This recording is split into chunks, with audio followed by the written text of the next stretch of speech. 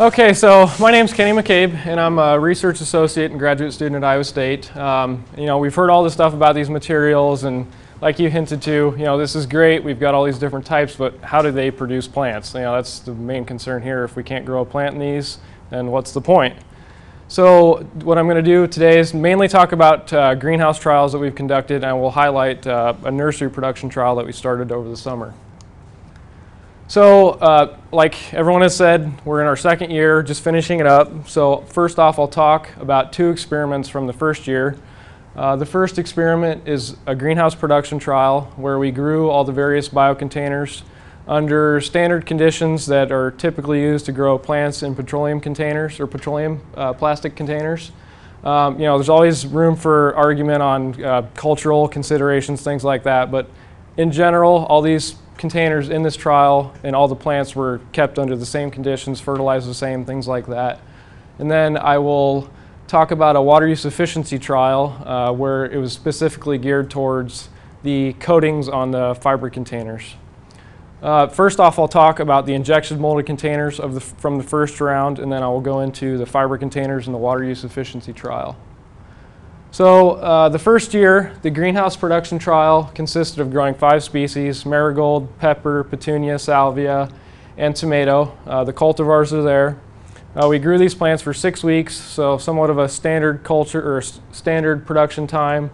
The plants were fertilized once a week with 150 part per million nitrogen from a complete water-soluble fertilizer. And each plant container unit, all the plants were transplanted into Sunshine LC1, so a standard potting mix used in the industry. So like I said, first I'll talk about the injection molded types.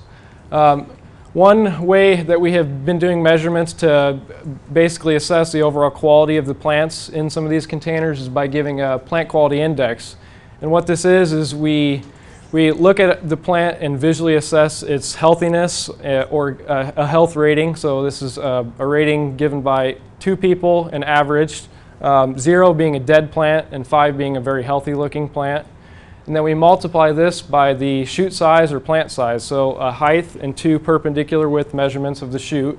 So it gives you a good indicator of how the plants look in terms of healthiness and size. So as you can see here, this is just a few of the promising materials from the first round. The petroleum control is in the blue box here, and anything off to the right in that shaded blue box performs similar to the control.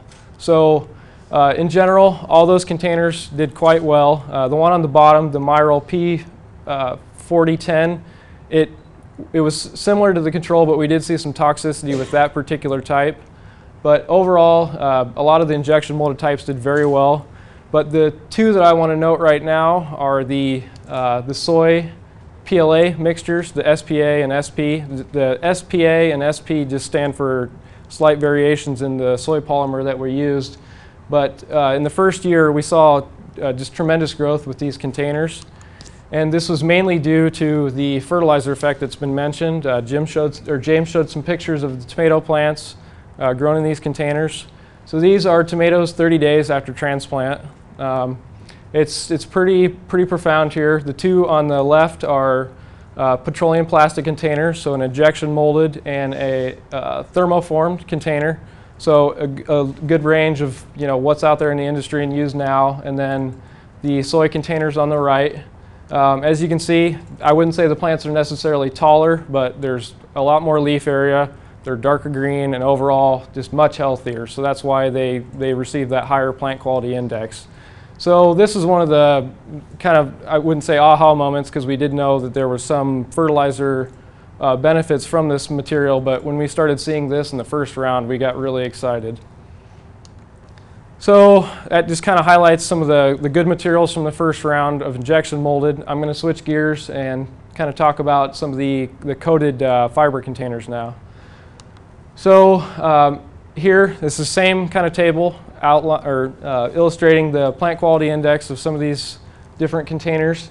And oh, by the way, this is across all those 5 species. So this isn't necessarily a particular species, but across all those 5 in that first year.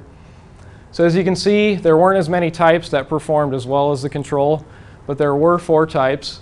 And as mentioned before, when you look at the paper fiber with polyurethane, the polyurethane was the easiest to apply and the cheapest. So this table kind of warrants why we decided to stick with the paper fiber and polyurethane containers.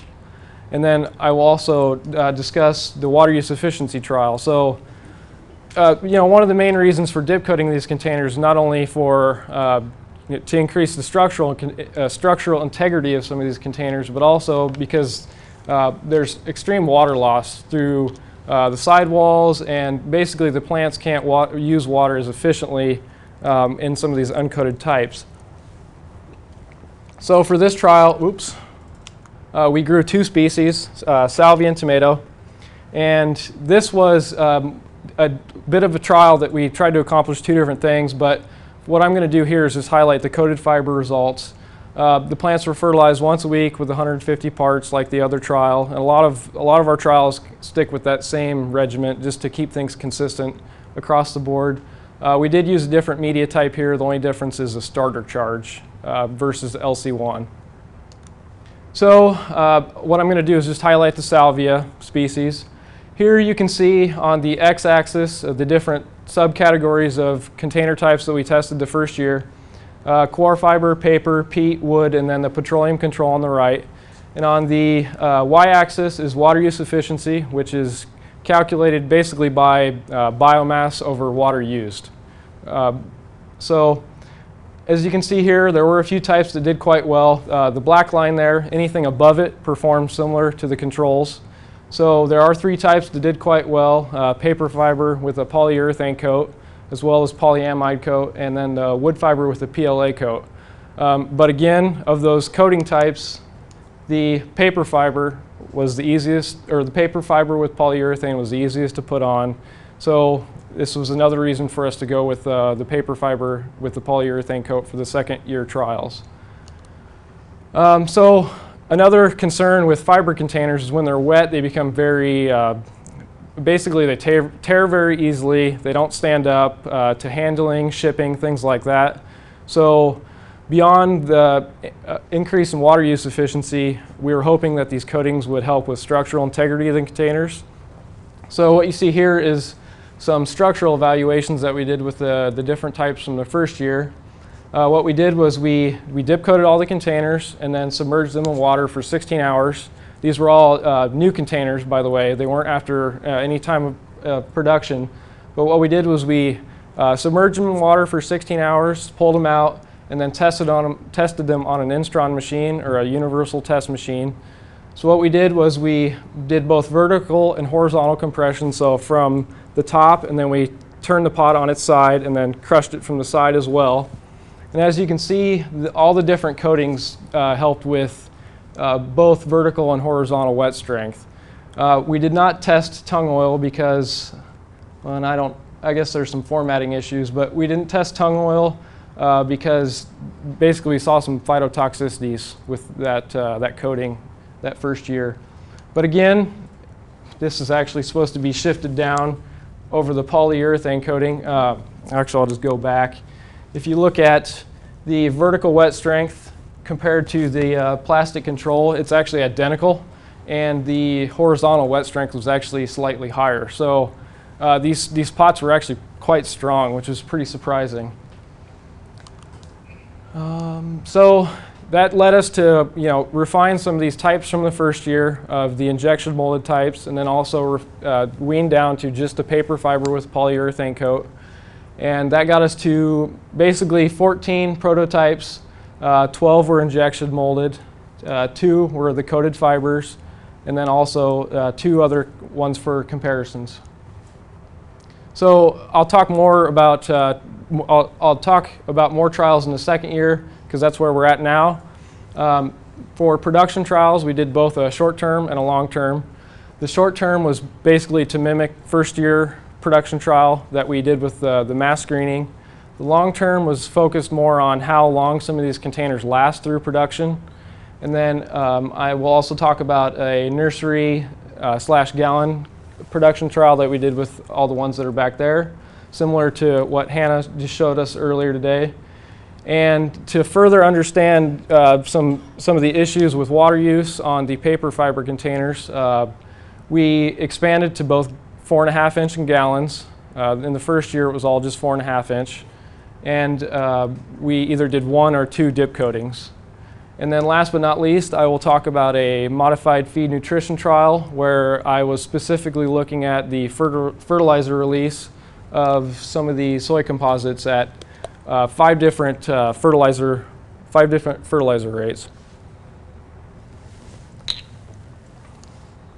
So like I said, the short-term greenhouse production trial was geared towards shorter term production cycle with species that are grown, annual bedding plants, that type stuff.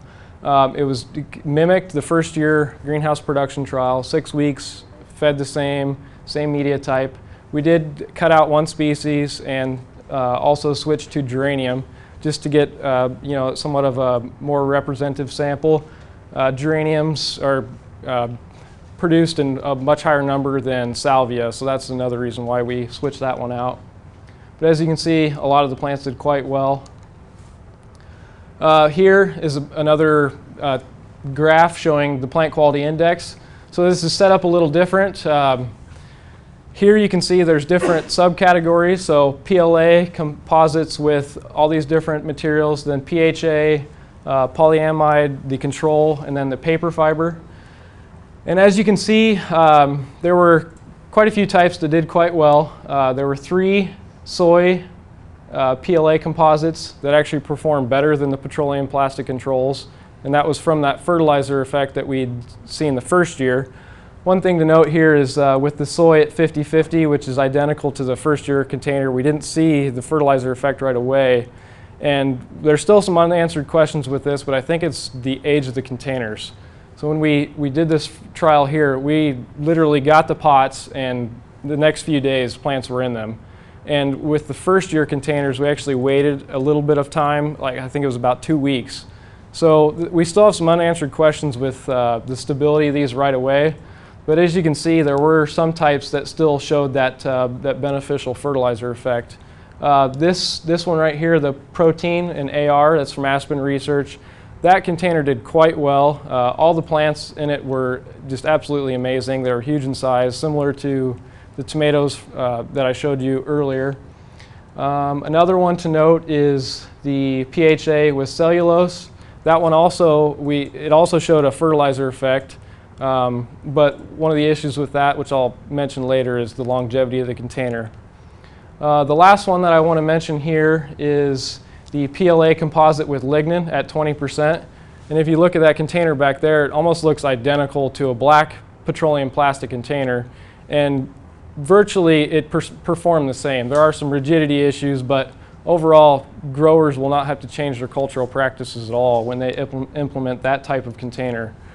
So it performed quite well. Oh, and then I also wanted to mention the plant quality index of 1 coat versus 2 coats on polyurethane. It was slightly under when you combine those 4 species, but there was definitely an increase over that of the uncoated containers.